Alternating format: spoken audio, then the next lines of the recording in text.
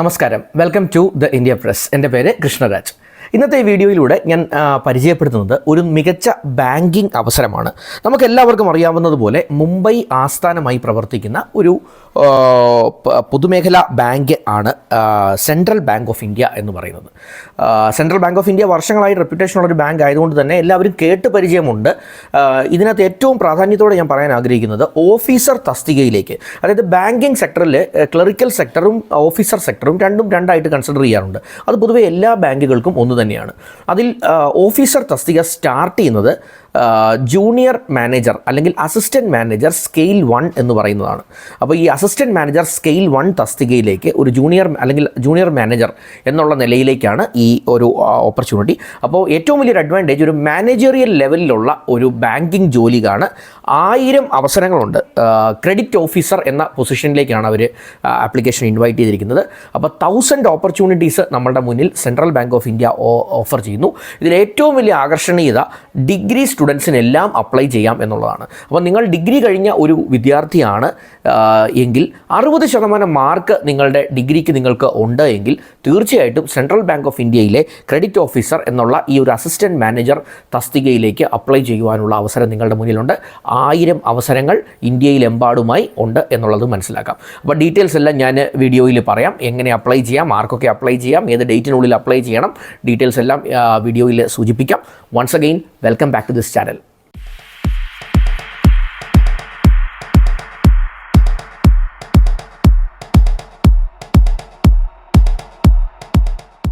ഇതിനകത്ത് പ്രധാനപ്പെട്ടതായി ശ്രദ്ധിക്കേണ്ട ഒരു കാര്യം, സ്റ്റാർട്ടിംഗ് സാലറി 48,480 ആണ്. 48,480 ആണ് ബേസിക് പേ ആയിട്ട് വരിക. ഹയർ സാലറി, അതായത് നിങ്ങൾ സർവീസ് കൂടി കഴിയുമ്പോൾ നിങ്ങളുടെ ഇതേ ഡെസിഗ്നേഷനിൽ തുടർന്നാൽ നിങ്ങൾക്ക് കിട്ടുന്ന സാലറി 85,920.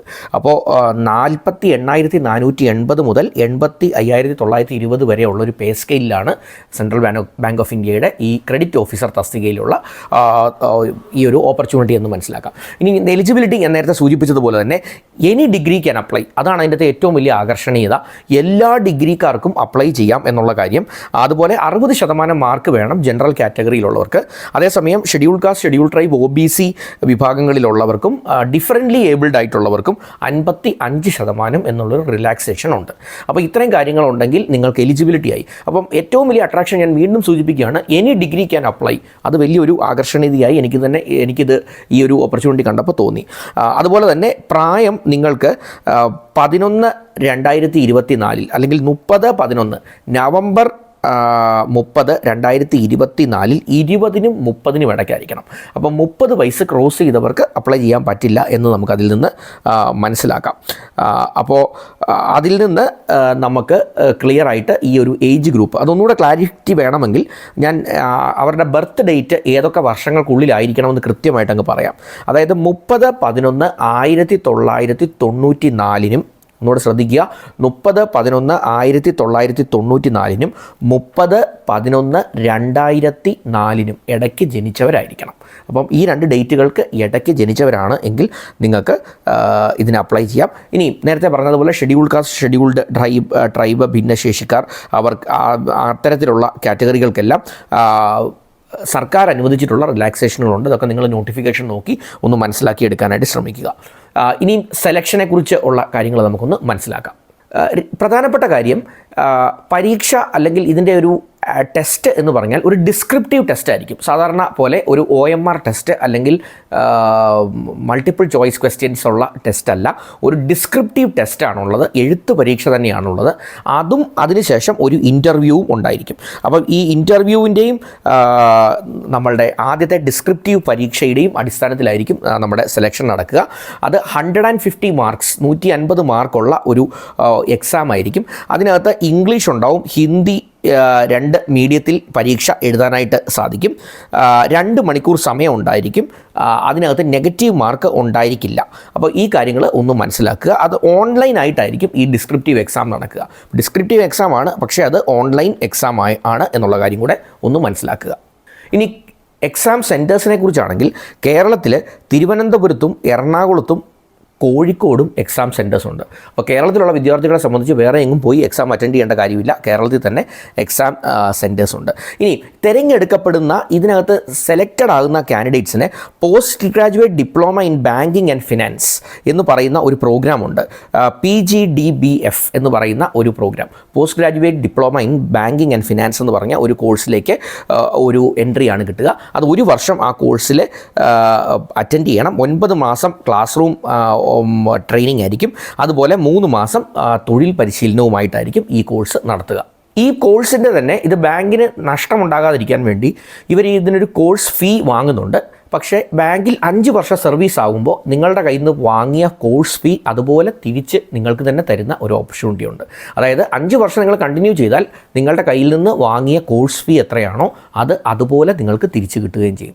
ഇനി ആ കോഴ്സ് ഫീ നിങ്ങൾ ആദ്യം കണ്ടുപിടിക്കേണ്ട കാര്യമില്ല. അതൊരു ബാങ്ക് ലോൺ ആയിട്ട് തന്നെ നിങ്ങൾക്ക് തരും. അപ്പോൾ നിങ്ങളുടെ കയ്യിൽ നിന്ന് കാശൊന്നും എക്സ്ട്രാ മുടക്കേണ്ട കാര്യമില്ല.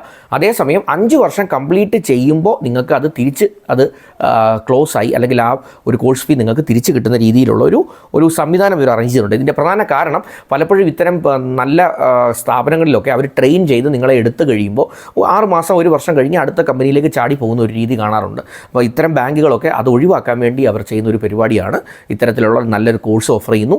അപ്പോൾ അവർക്ക് നിങ്ങളെ നന്നായി ട്രെയിൻ ചെയ്തെടുക്കാനും സാധിക്കും. എന്നാൽ ബാങ്കിന് ഉപയോഗിക്കുന്ന രീതിയിൽ അത്രയും നാൾ റീറ്റെയിൻ ചെയ്യുന്നു എന്ന് ഉറപ്പാക്കാനും സാധിക്കും. നിങ്ങൾ പെട്ടെന്ന് ചാടി പോകുന്നില്ല എന്നുള്ളത് ഉറപ്പാക്കാനും അവർക്ക് സാധിക്കും. പക്ഷേ ഒരു നല്ല കാൻഡിഡേറ്റ് ആണ് നിങ്ങളെങ്കിൽ നിങ്ങൾക്ക് ഇതൊരു പ്രശ്നമായി തോന്നേണ്ട കാര്യമില്ല. കാരണം ഇത് ഒരു പൊതുമേഖലാ ബാങ്കാണ്, നല്ല ശമ്പളം അവർ നൽകുന്നുണ്ട്. അപ്പോൾ തീർച്ചയായിട്ടും 5 വർഷം അവിടെ കണ്ടിന്യൂ ചെയ്യണമെങ്കിൽ ചെയ്യുന്നതിൽ തെറ്റൊന്നും നമുക്ക് അല്ലെങ്കിൽ അങ്ങനെ അവർ ആഗ്രഹിക്കുന്നതിൽ നമുക്ക് തെറ്റൊന്നും പറയാനും സാധിക്കുകയില്ല. അപ്പോൾ ഈ ഓപ്പർച്യൂണിറ്റി ഒരു മികച്ച അവസരമാണ്. ഓൺലൈനായിട്ട് ആപ്ലിക്കേഷനൊക്കെ സബ്മിറ്റ് ചെയ്യാം. അപ്ലൈ ചെയ്യേണ്ട ലിങ്ക് ഞാൻ ഡിസ്ക്രിപ്ഷനിൽ ഇട്ടേക്കാം. അതൊക്കെ കണ്ട് കൃത്യമായി നോക്കി അപ്ലൈ ചെയ്യാനായിട്ട് ശ്രമിക്കുക.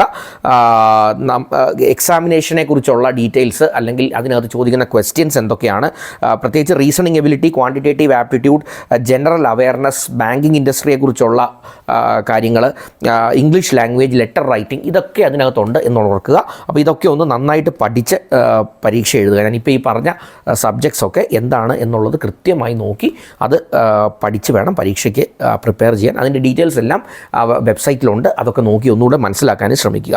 അപ്പോൾ അപ്ലൈ ചെയ്യേണ്ട ലിങ്ക് അല്ലെങ്കിൽ വെബ്സൈറ്റ് ഞാൻ ഡിസ്ക്രിപ്ഷനിൽ ഇടും. അത് കൃത്യമായി സെൻട്രൽ ബാങ്ക് ഓഫ് ഇന്ത്യയുടെ ആ വെബ്സൈറ്റിൽ കയറി അപ്ലൈ ചെയ്യാൻ ശ്രമിക്കുക. ഫെബ്രുവരി 20 ലാസ്റ്റ് ഡേറ്റ്. അപ്പോൾ ഫെബ്രുവരി 20, 2025 അതിനുള്ളിൽ അപ്ലൈ ചെയ്യാനായിട്ട് ശ്രമിക്കുക. ഒരു മികച്ച അവസരമാണ്. നിങ്ങളൊരു ഡിഗ്രി കഴിഞ്ഞ വിദ്യാർത്ഥിയാണ്, ബാങ്കിങ് ജോലി നിങ്ങൾക്ക് ഒരു ലക്ഷ്യമുണ്ട് എങ്കിൽ തീർച്ചയായിട്ടും ഒരു മികച്ച അവസരമാണ്. അപ്പോൾ അത് കളയാതെ അത് ഉപയോഗിക്കാനായിട്ട് ശ്രമിക്കുക. എൻ്റെ ഒരു വീഡിയോ ആദ്യമായിട്ടാണ് നിങ്ങൾ ഈ ചാനലിലൂടെ കാണുന്നതെങ്കിൽ ദയവായി സബ്സ്ക്രിപ്ഷൻ ബട്ടണൊക്കെ ഹിറ്റ് ചെയ്ത് ചാനലൊന്ന് സബ്സ്ക്രൈബ് ചെയ്യാൻ ശ്രമിക്കുക. കൂടുതൽ വീഡിയോസ് എല്ലാ ദിവസവും ഞാൻ തൊഴിലവസരങ്ങളുമായി ബന്ധപ്പെട്ട് ഇത്തരം വീഡിയോസ് പോസ്റ്റ് ചെയ്യുന്നുണ്ട്. ചിലപ്പോൾ എഡ്യൂക്കേഷണൽ അപ്ഗ്രേഡുമായി ബന്ധപ്പെട്ടായിരിക്കും, ചിലപ്പോൾ അത് തൊഴിലവസരങ്ങളുമായി ഇതുപോലെ ഉള്ള വീഡിയോസ് ആയിരിക്കും. അതൊക്കെ നേരിട്ട് നിങ്ങളിലേക്ക് എത്തും. നിങ്ങളുടെ സുഹൃത്തുക്കൾക്ക് ആർക്കെങ്കിലും ഇത് ഉപകാരപ്പെട്ടേക്കാമെന്ന് തോന്നലുണ്ടെങ്കിൽ അവർക്കും ഇതൊന്ന് ഫോർവേഡ് ചെയ്യാൻ മറക്കണ്ട. ഏറ്റവും മികച്ച ശോഭനമായ ഒരു ഭാവി കരിയർ ആശംസിക്കുന്നു. Once again thanks for watching this video and wish you all the best.